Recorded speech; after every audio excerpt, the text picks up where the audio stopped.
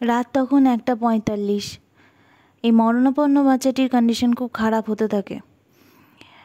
আমাদের কাছে oxygen cylinder শেষ হয়ে যায়, সে কারণে আনাস ভাই গোটা শিউরি খুঁজে অক্সিজেন খুঁজে নিয়ে আসে।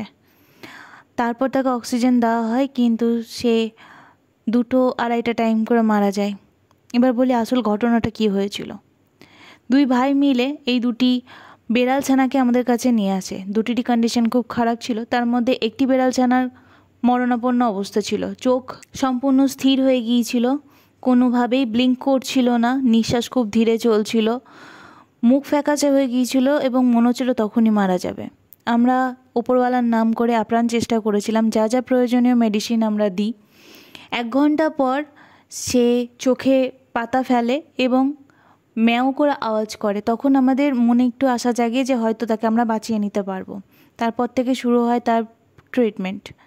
আমরা আমাদের পক্ষ থেকে সম্পূর্ণ চেষ্টা করেছিলাম তাকে বাঁচিয়ে রাখার, কিন্তু দুঃখের বিষয় রাত 1:45-এ সে মারা যায়। তার কন্ডিশন খারাপ হতে থাকে, তারপর সে মারা যায়।